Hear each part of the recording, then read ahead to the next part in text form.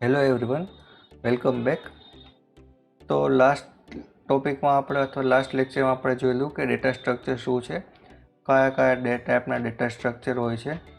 તો આજે આપણે જોશું કે ડેટા સ્ટ્રક્ચર ઉપર કયા ટાઈપના ઓપરેશન થઈ શકે, ધેન અલ્ગોરિધમ શું છે અને એના ફીચર્સ કયા છે. આ બે ટોપિક આપણે આજે ડિસ્કસ કરશું. તો લાસ્ટ લેક્ચરમાં આ બધું વસ્તુ ડિસ્કસ થયેલી છે. અગર તમે અત્યારે ફર્સ્ટ ટાઈમમાં લેક્ચર જુઓ છો તો હું તમને સજેસ્ટ કરું છું કે પ્લીઝ આની પહેલાંનો લેક્ચર ચેક કરી લો, જેથી તમને ખ્યાલ આવે કે અત્યારે શું ડિસ્કશન થઈ રહ્યું છે. તો લાસ્ટ લેક્ચરમાં આપણે ડિસ્કસ કરેલું કે ડેટા સ્ટ્રક્ચર બે ટાઈપના હોય છે, પ્રિમિટિવ એન્ડ નોન પ્રિમિટિવ. તેન પ્રિમિટિવમાં 4 ટાઈપ્સ હતા એન્ડ નોન પ્રિમિટિવમાં એરે, લિસ્ટ અને ફાઇલ.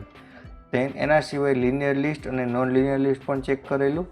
અને આના સિવાય તમે એ બી જોયેલું કે હોમોજીનિયસ અને નોન હોમોજીનિયસ ડેટા સ્ટ્રક્ચર શું છે.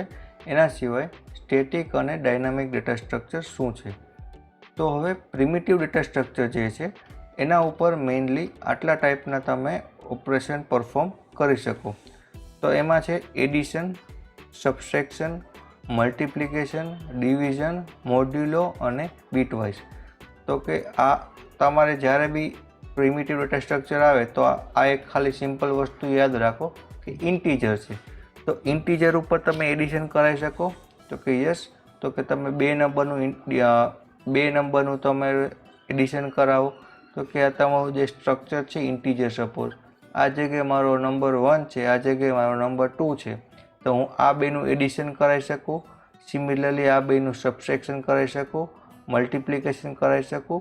હવે ઘણા સ્ટુડન્ટ્સને ડિવિઝન અને મોડ્યુલસમાં ખબર નથી હોતી.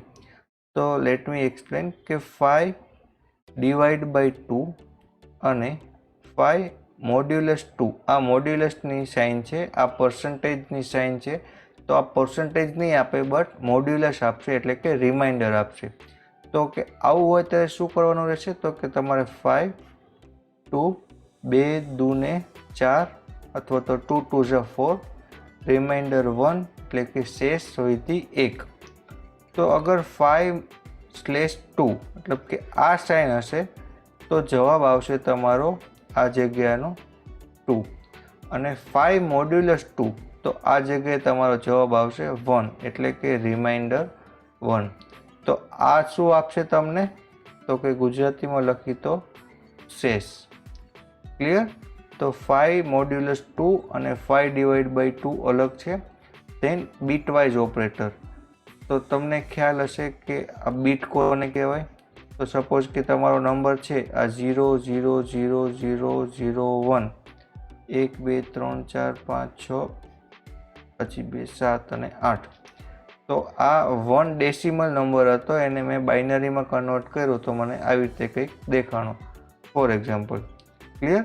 તો હવે હું આના ઉપર બીટવાઇઝ ઓપરેશન કરું તો કે લેફ્ટ અને રાઇટમાં એક એક બીટ શિફ્ટ કરી શકો. તો એનો સિમ્બોલ આપણે આ જ્યારે ડીપમાં ભણશું ત્યારે ખબર પડશે. બટ આવું કંઈક સી લેંગ્વેજમાં કદાચ તમે જોયું કે બીટવાઇઝ લેફ્ટ, એનો મતલબ કે આ જે 1 છે એ એક બીટ લેફ્ટ શિફ્ટ થશે. તો હવે શું થશે, તો કે 1 2 3 4 5 6 7 અને 8. તો હવે આને તમે ડેસિમલમાં કન્વર્ટ કરો તો હવે થયું તમારું 2. તો કે આવા દરેક ઓપરેશન્સ છે એ તમે પ્રિમિટિવ ડેટા સ્ટ્રક્ચર ઉપર કરી શકો. તો તમારે એક્ઝામમાં શું પૂછી શકે કે તમે કયા ટાઈપના ડેટા સ્ટ્રક્ચર ઉપર કયા ટાઈપના ઓપરેશન પરફોર્મ કરી શકો. તો પ્રિમિટિવ ડેટા સ્ટ્રક્ચરમાં તમે એડિશન કરી શકો, સબસ્ટ્રેક્શન કરી શકો, મલ્ટિપ્લિકેશન કરી શકો, ડિવિઝન કરી શકો, મોડ્યુલસ કરી શકો અને બીટવાઇઝ ઓપરેશન કરી શકો. ક્લિયર?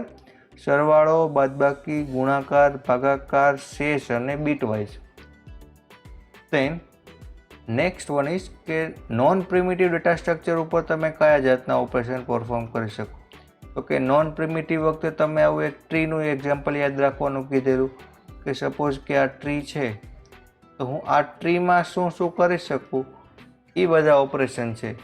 તો કે first one is insertion. Insertion એટલે કે આ અત્યારે તમને ટ્રી ખ્યાલ નથી તો એટલું યાદ રાખો કે આને કહેવાશે લીફ નોડ, અથવા તો આ ટ્રી હોય તો આને કહેવાય રૂટ આનું, રૂટ એટલે સાદી ભાષામાંનું મૂળ અને આને કહેવાય એનું લીફ. તો લીફ એટલે પાંદડા. તો કે આ નવું એડ કરી શકું હું આ જગ્યાએ, તો કે હું અહીં આવું આરામથી કરી શકું. ધેન અપડેટ, તો આ જગ્યાએ સપોઝ કે 4 વેલ્યુ છે તો આ 4ની જગ્યાએ મારે 5 કરવું છે તો હું આવું કરી શકું. ધેન ડિલીટ કરી શકું, એટલે કે હવે મેં આજે એડ કરેલો નોડ છે એ મારે નથી જોતો તો હું આને ડિલીટ પણ કરી શકું. ધેન ટ્રાવર્ઝલ, ટ્રાવર્ઝલ મતલબ કે આ નોડ ઉપરથી હું આ નોડ ઉપર આવી શકું, આ નોડ ઉપરથી આ નોડ ઉપર આવી શકું, મતલબ કે દરેકને હું વિઝિટ કરી શકું. ધેન સર્ચિંગ, કે સપોઝ કે તમારી પાસે છે આ 1 2 3 4 5, આની અંદર 6 નંબર છે કે નહીં એ હું ચેક કરાવું, એને કહેવાય છે સર્ચિંગ. તો કે એ સ્પેસિફિક લોકેશનમાં એ ડેટા અવેલેબલ છે કે નહીં એ પણ ચેક કરી શકું. ધેન સોર્ટિંગ, આ જે ડેટા છે એને હું એસેન્ડિંગ અથવા ડિસેન્ડિંગ એટલે કે ચડતા અને ઉતરતા ક્રમમાં ગોઠવી શકું. ધેન મર્જિંગ, એટલે કે આ એક ટ્રી છે, આવું બીજું ટ્રી હોય 4 5 આ 6, તો આ એક ટ્રી અને આ બીજું ટ્રી આ બેને હું જોઈન પણ કરી શકું અને આવી રીતે જોઈન થયેલું હોય તો એને હું સ્પ્લિટ પણ કરી શકું. કન્ફ્યુઝન લાગે અથવા થોડું ટફ લાગે તો ટેન્શન લેવાની જરૂર નથી, તમારે ખાલી આ નામ યાદ રાખવાના છે કેમ કે આના ઉપર આપણી પાસે આખા ચેપ્ટર જ છે તો ત્યારે તમે ડિટેલમાં ભણશો. બટ અત્યારે મેઇન વસ્તુ શું ધ્યાન રાખવાનું છે તો કે નોન પ્રિમિટિવ ડેટા સ્ટ્રક્ચર છે એના ઉપર તમે કયા ઓપરેશન કરી શકો છો તો કે addition, subtraction, multiplication, division, modulation, bitwise. Similarly non primitive data structure ઉપર શું કરી શકો તો કે insert, update, delete, traversal, searching, sorting and merging, આટલા ટાઈપના ઓપરેશન થઈ શકે છે. તો હવે મેઇન ક્વેશ્ચન એ આવે કે અલ્ગોરિધમ શું છે અને એના ફીચર્સ શું છે. તો કે અલ્ગોરિધમ એટલે શું છે તો કે કોઈ પણ એક પ્રોબ્લેમ આપેલો છે એને તમે સ્ટેપ બાય સ્ટેપ સોલ્વ કરવા જાઓ એને કહેવાશે અલ્ગોરિધમ. તો તમારા ડિપ્લોમા પ્રમાણે આવી કંઈક ડેફિનેશન છે કે algorithm is define as a steps follows to solve particular problem which is written in common language which non-professional can understand. આ બહુ બધું ભેગું થઈ ગયું ને, કંઈ વાંધો નહીં, એ સમજાવવા માટે જ છું.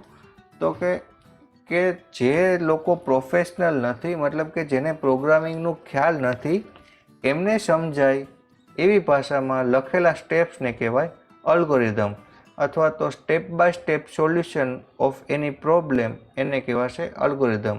એટલે કે કોઈ પણ પ્રોબ્લેમનું સોલ્યુશન માટે તમે જે સ્ટેપ્સ લખો એને કહેવાશે અલ્ગોરિધમ. હવે આ ક્વેશ્ચન તમને પૂછાઈ શકે છે કે what is algorithm and what are the properties of algorithm. 4 માર્ક્સમાં પૂછાઈ શકે એવો ક્વેશ્ચન છે.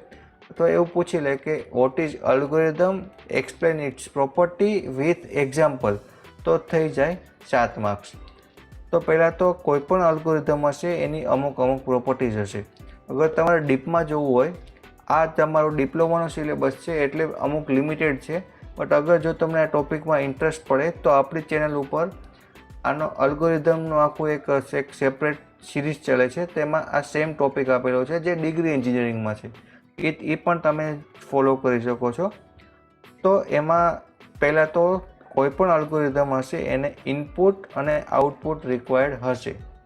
ફોર એક્ઝામ્પલ કે તમારે 10 નંબરનું સોર્ટિંગ કરવાનું છે તો આ 10 નંબરને શું કહેવાશે તમારું ઇનપુટ.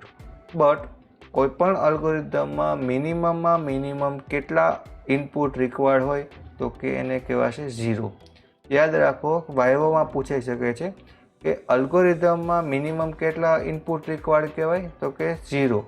એવું જરૂર નથી કે દરેક અલ્ગોરિધમમાં કોઈ ઇનપુટ હોય. આપણે આગળ ભણશું તેમાં જોશું કે દરેક અલ્ગોરિધમને કોઈ ઇનપુટ જરૂરી નથી, બટ એટલીસ્ટ એક આઉટપુટ તો આવવું જોઈએ.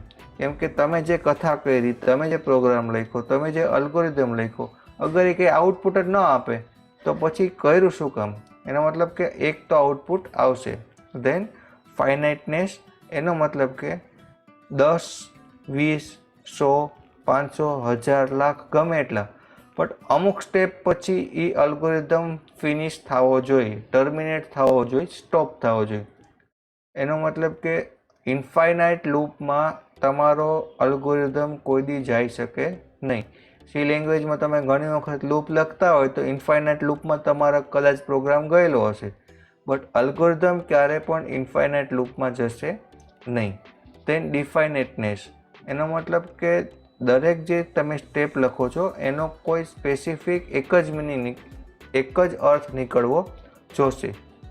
ફોર એક્ઝામ્પલ, હું લખું કે a પ્લસ બી, તો આનો એક જ અર્થ નીકળે કે a અને બીનો સરવાળો કરો. બટ હું મારા અલ્ગોરિધમમાં લખું કે ગો ધેર અથવા ગો ટુ સ્ટેપ, બટ કયું સ્ટેપ, તો આવું કંઈ લખો છો આનો કોઈ મતલબ બનતો નથી. તો એવું અલ્ગોરિધમમાં લખી શકો નહીં. ધેન ઇફેક્ટિવનેસ, તો કે ઇફેક્ટિવનેસનો મતલબ શું છે કે તમે એવું લખો કે ટેક ઇનપુટ એ, ટેક ઇનપુટ બી, ટેક ઇનપુટ સી. આ 3 સ્ટેટમેન્ટ લખા, આની બદલે હું આવું લખી દઉં કે ટેક ઇનપુટ એ બી સી, તો આ 3 સ્ટેપની બદલે હું એક સ્ટેપમાં કામ કરી શકું. પ્લસ કે એડ ટુ સ્પેસ અથવા વેઇટ ફોર સમ ટાઈમ, એવા બધા સ્ટેટમેન્ટ બને ત્યાં સુધી અલ્ગોરિધમમાં લખવામાં આવતા નથી. કે જે બી લખો છો એનું કોઈક ઇફેક્ટ હોવી જોઈએ. તો અગેન આ ફટાફટ આપણે રિવિઝન અથવા રિપીટ કરી લઈએ તો કે અલ્ગોરિધમની પ્રોપર્ટીઝ શું છે, તો કે input, output, finiteness, definiteness and effectiveness. Input એટલે શું, તો કે અલ્ગોરિધમને રન થવા માટે જે એક આપણે એક્સટર્નલી જે વેરિયેબલ્સ આપી છે એને કહેવાય છે ઇનપુટ.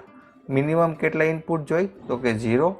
આઉટપુટ શું કહેવાય, તો કે અલ્ગોરિધમ પ્રોસેસ કરીને જે તમને ફાઇનલ રિઝલ્ટ આપે એ થયું તમારું આઉટપુટ, એટલીસ્ટ એક આઉટપુટ હોય. તેન ફાઇનાઇટનેસ એટલે તો કે થોડાક સ્ટેપ પછી તમારો અલ્ગોરિધમ ટર્મિનેટ થઈ જવો જોઈએ. તેન ડિફાઇનેટનેસ એટલે દરેક સ્ટેપ્સનો કોઈ એક જ મિનિંગ નીકળવો જોઈએ, જે અનએમ્બિગ્યુઅસ ન હોવો જોઈએ. અનએમ્બિગ્યુઅસ મતલબ કે જેના મલ્ટિપલ મિનિંગ થતા હોય એવું, તો એવું ન હોવું જોઈએ. તેન ઇફેક્ટિવનેસ એટલે દરેક જે સ્ટેટમેન્ટ છે, દરેક સ્ટેપ્સ છે એની ઇફેક્ટિવ અસર થવી જોઈએ, આલતું ફાલતુનું કે લખેલું ના હોવું જોઈએ. ધેન અલ્ગોરિધમ છે એના ફીચર્સ જોઈએ તો તમારે નેમ ઓફ અલ્ગોરિધમ આપવું પડે, તેના સ્ટેપ્સ લખવા પડે અને આ એસાઇનમેન્ટ ઓપરેટર. મતલબ કે હવે તો તમને શીખવાડવામાં આવે છે કે તમારે અલ્ગોરિધમ કઈ રીતે લખવાનો છે. તો પહેલું છે એસાઇનમેન્ટ ઓપરેટર. એસાઇનમેન્ટ ઓપરેટર એટલે શું, તો કે તમે સી લેંગ્વેજમાં આવું કંઈક જોયેલા કે ઇન્ટીજર એ સેમિકોલન અને a ઇક્વલ ટુ 10. તો આ સ્ટેટમેન્ટનો મતલબ શું થતો હતો કે આ જે 10 વેલ્યુ છે એ 10 વેલ્યુ તમે એમાં સ્ટોર કરાવો. તો આ ઓપરેટરનું નામ હતું એસાઇનમેન્ટ ઓપરેટર. એ જ રીતે એસાઇનમેન્ટ સ્ટેટમેન્ટ છે. તો કે એસાઇનમેન્ટ સ્ટેટમેન્ટ આ રીતે લખાય કે અહીંયા સપોઝ કે મેં લખેલું છે x અને 10. આનો મતલબ કે આ 10 વેલ્યુ એક્સમાં સ્ટોર કરો. આ રીતનો એરો આવશે નહીં. ક્લિયર? સમજાઈ ગયું કે શું છે? તો કે પહેલાં તો નેમ ઓફ અલ્ગોરિધમ એટલે કે તમારો જે અલ્ગોરિધમ છે એનું નામ લખવાનું છે તમારે. તેન સ્ટેપ્સ એટલે કે સ્ટેપ 1 કયું, સ્ટેપ 2 કયું, સ્ટેપ 3 કયું, એવી રીતે તમારે લખવું પડશે. Step 1, step 2. તેન કોઈ પણ જગ્યાએ જો તમારે વેલ્યુ સ્ટોર કરાવવાની છે ક્યાંય, એ તમારે કઈ રીતે લખવાનું છે, તો કે આવો એરો, આ જગ્યાએ તમારી વેલ્યુ હશે અને આ જગ્યાએ તમારો વેરિયેબલ હશે. ક્લિયર? ધેન અગર જો તમારે ઇફ સ્ટેટમેન્ટની જરૂર પડે છે તો તમે ઇફ સ્ટેટમેન્ટ પણ લખી શકો છો. તો આઈ હોપ કે તમને ઇફ ખબર હશે. ઇફ કઈ રીતે કામ કરે, તો કે ઇફ આ રીતે હોય કે ઇફ હશે, બ્રેકેટમાં કન્ડિશન હશે અને પછી એના સ્ટેટમેન્ટ હશે. તમારે કર્લી બ્રેકેટ કરો ના કરો ચાલે, અને તમે આવી રીતે ધેન લખો ન લખો તો પણ ચાલે. ફોર એક્ઝામ્પલ મારે એવું કહેવું છે કે મારો જે વેરિયેબલ છે એની વેલ્યુ 5 હોય તો પ્રિન્ટ કરાવો હેલો, અને 5 ન હોય તો પ્રિન્ટ કરાવો હાય. તો આવું કંઈ તમારે લોજિક અલ્ગોરિધમમાં લખવું છે તો તમે શું લખશો કે ઇફ, હવે સપોઝ કે મારા વેરિયેબલનું નામ છે વેલ, તો હું કમ્પેર કરાવીશ કે ઇફ ફેલ ઇઝ ઇક્વલ 5, તો 5 હોય તો શું લખવાનું છે, તો કે હેલો. તો હું અહીંયા સિમ્પલ લખી દઈશ કે પ્રિન્ટ હેલો, નથી તો એલ્સ, અને પછી લખીશ કે પ્રિન્ટ હાય. તો અલ્ગોરિધમમાં તમારે આ રીતે લખવાનું છે જ્યારે તમારે ઇફ સ્ટેટમેન્ટ લખવું હોય. તો કે ઇફ કન્ડિશન પછી ધેન ન લખો તો પણ ચાલશે. તો ઇફ કન્ડિશન પછી ટ્રુ પાર્ટ, એટલે કે આ કન્ડિશન સાચી પડે તો શું લખવાનું છે, અને એલ્સ અગર ખોટી છે તો શું લખવાનું છે. Next one is case. તો તમે સી લેંગ્વેજમાં આ પણ ભણીને આવ્યા છો, એ છે તમારું સ્વિચ કેસ. તો કે સ્વિચ કેસ એટલે શું છે, તો કે જ્યારે તમારી પાસે બહુ બધી કમ્પેરિઝન હોય તો દર વખતે ઇફ એલ્સ ન લખાય, એની બદલે તમારે સ્વિચ કેસનો યુઝ કરવાનો. ફોર એક્ઝામ્પલ, મારી પાસે છે A, B, C, D, E અને F. કે સપોઝ કે અગર A છે તો આવું કંઈક કરો, B છે તો આવું કંઈક કરો, C છે તો આવું કંઈક કરો, D છે તો આવું કંઈક કરો, E છે તો, અને સિમિલરલી F. તો આને હું ઇફ એલ્સથી લખું તો મારે બહુ બધી વખત લખવું પડે કે if value is equal A, તો આ સ્ટેપ, એલ્સ ઇફ B, તો આ સ્ટેપ, એલ્સ ઇફ C. એની બદલે હું સ્વિચનો યુઝ કરું તો શું કરી શકું, તો કે અહીંયા મારે લખવું પડે સિલેક્ટ કેસ, પછી અહીંયા કેસ અને વેલ્યુ 1 છે એની જગ્યાએ A, તો એના સ્ટેપ, B એના સ્ટેપ, C એના સ્ટેપ. આ રીતે તમે યુઝ કરી શકો. મતલબ કે સી લેંગ્વેજના જે સ્ટેટમેન્ટ્સ છે એ તમે અલ્ગોરિધમમાં યુઝ કરી શકો છો. Than next one is loop. તો લૂપ લખવા માટે તમારે રિપીટ કીવર્ડનો યુઝ કરવો પડશે. સપોઝ કે તમે આવું લખેલું છે સ્ટેપ 1, સ્ટેપ 1માં કંઈક સ્ટેટમેન્ટ છે, સ્ટેપ 2. આ તમારી ફોર લૂપ તમે લખતા સી લેંગ્વેજમાં કે i equal to 0, i less then or equal to 5, i plus plus. અગર થોડું કન્ફ્યુઝિંગ લાગે છે તો ટેન્શન ન લો, આપણે આ દરેક વસ્તુ ભણવાની જ છે, બટ કઈ વસ્તુ યુઝ થવાની છે એનું ખાલી અત્યારે આ ઓવરવ્યૂ છે. તો કે i ઇક્વલ ટુ 0થી લઈને 5 સુધી. હવે આવું અલ્ગોરિધમમાં લખવું હોય તો તમે શું લખી શકો કે i ફ્રોમ 0 ટુ 5. તો આ તમારી લૂપ લખાઈ ગઈ. હવે લૂપના સ્ટેટમેન્ટ્સ છે એ લખી દો અને અહીંયા સ્ટેપ 3 આ રીતે પણ તમે લખી શકો છો. Then similarly go to statement. તો કે તમે કોઈ પણ એક જગ્યાએ લખેલું હશે કે સ્ટેપ 5, આનું નામ આપી દીધું કે નેમ મારું સની, અને પછી ફર્ધર સ્ટેપ 8માં લખેલું હોય કે ગો ટુ સ્ટેપ 5 અથવા ગો ટુ નેમ સની. તો અહીંયાથી પાછો અલ્ગોરિધમ તમારે ઉપર કામ કરશે. જે તમારું સી લેંગ્વેજમાં થતું હતું ગો ટુ, એ જ રીતે આમાં થશે. ક્લિયર? અને એવું સ્ટેટમેન્ટ છે એક્ઝિટ, કે જ્યારે એક્ઝિટ ઉપર આવશે તો ત્યાંથી તમારું કંટ્રોલ બહાર જતું રહેશે. હવે આ બધું થયું કે અલ્ગોરિધમમાં શું વાપરી શકો અને શું ના વાપરી શકો. મતલબ કે તમારે આમાંથી યાદ શું રાખવાનું છે, યાદ રાખવાની વસ્તુ એક છે, એ છે તમારું કે ઓપરેશન કયા થાય. તો કે પ્રિમિટિવ અલ્ગોરિધમ ઉપર આ ટાઈપના ઓપરેશન થશે, નોન પ્રિમિટિવ ડેટા સ્ટ્રક્ચર ઉપર આ ટાઈપના ઓપરેશન પરફોર્મ થશે. ધેન અલ્ગોરિધમની definition and properties of algorithm, આટલું તમને પૂછાઈ શકે છે. અને આટલું તમે આવું કંઈ પૂછાય નહીં, પણ આ ખાલી તમને યાદ રહેવું જોઈએ કે આટલી વસ્તુ તમે અલ્ગોરિધમમાં યુઝ કરી શકો છો. તો let start with some basic algorithm, કે એક આપણે બેઝિક અલ્ગોરિધમ જોઈએ. Algorithm to add 2 number. તો એક્ઝામમાં તમને 3 માર્ક્સમાં પૂછે કે write down algorithm to add 2 numbers. તો 2 નંબરનો તમારે સરવાળો કરવા માટેનો અલ્ગોરિધમ લખવાનો હોય તો સૌથી પહેલાં તો તમારે શું કરવું પડશે, તો કંઈ લખવું પડે મારે કે મારા ઇનપુટ શું છે. આ આઈપીનો મતલબ કે તમારે આખું લખવું પડશે કે ઇનપુટ, મારું ઇનપુટ શું છે, તો કે 2 નંબર્સ. ક્લિયર? આપણા પાસે છે નંબર 1 અને નંબર 2.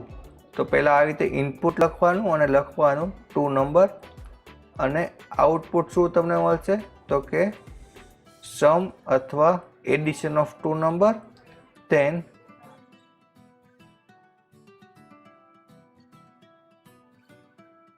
અલ્ગોરિધમ કીવર્ડ લખવાનો અને અલ્ગોરિધમનું નામ તમારે જે આપવું હોય. સપોઝ કે હું અત્યારે એડ નામ આપી દઉં છું કારણ કે હું એડિશન કરાવું છું. ધેન મારું સ્ટેપ 1 સ્ટાર્ટ થશે.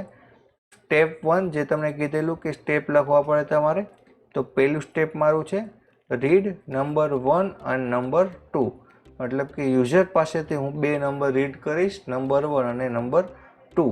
ધેન બીજા સ્ટેપમાં શું કરાવીશ તો કે બેનો સરવાળો, તો કે સમ નામનું વેરિયેબલ છે એમાં નંબર 1 અને નંબર 2 આ બેનો સરવાળો થશે અને સમમાં સ્ટોર થઈ જશે. અને સ્ટેપ 3 તો કે રાઇટ સમ ઓન ડિસ્પ્લે અથવા પ્રિન્ટ, જે બી તમારે શબ્દ આવડે એ પ્રમાણે લખી શકો છો. અને સ્ટેપ 4 એક્ઝિટ. બહુ જ સિમ્પલ વસ્તુ હતી કે અલ્ગોરિધમ કઈ રીતે લખાય. હોપ કે તમને આવડી ગયું હશે. તો તમે પ્રેક્ટિસ માટે એવરેજ ઓફ 2 નંબર જાતે પ્રેક્ટિસ કરજો. અગર ન સમજાય તો કમેન્ટ સેક્શનમાં બતાવજો, હું તમને સોલ્વ કરાવીશ કે એવરેજ ઓફ 2 નંબર કઈ રીતે અલ્ગોરિધમ લખાય. આઈ હોપ કે તમને આજના લેક્ચરમાં ખબર પડી ગઈ હશે. અગર કંઈ ડાઉટ છે, કંઈ કન્ફ્યુઝન છે તો પ્લીઝ કમેન્ટ કરીને જણાવો. તેન નેક્સ્ટ લેક્ચરમાં આપણે કયો નંબર મોટો છે, કયો નંબર નાનો છે એનો અલ્ગોરિધમ જોશું. અગર તમને આવડે છે તો જાતે પ્રેક્ટિસ કરો. જો આજના લેક્ચરમાં મજા આવી હોય તો પ્લીઝ લાઇક કરો, તમારા ફ્રેન્ડ્સને શેર કરો. ચેનલ ઉપર ફર્સ્ટ ટાઈમ છો અથવા સબસ્ક્રાઈબ નથી કરેલું તો પ્લીઝ સબસ્ક્રાઈબ કરો.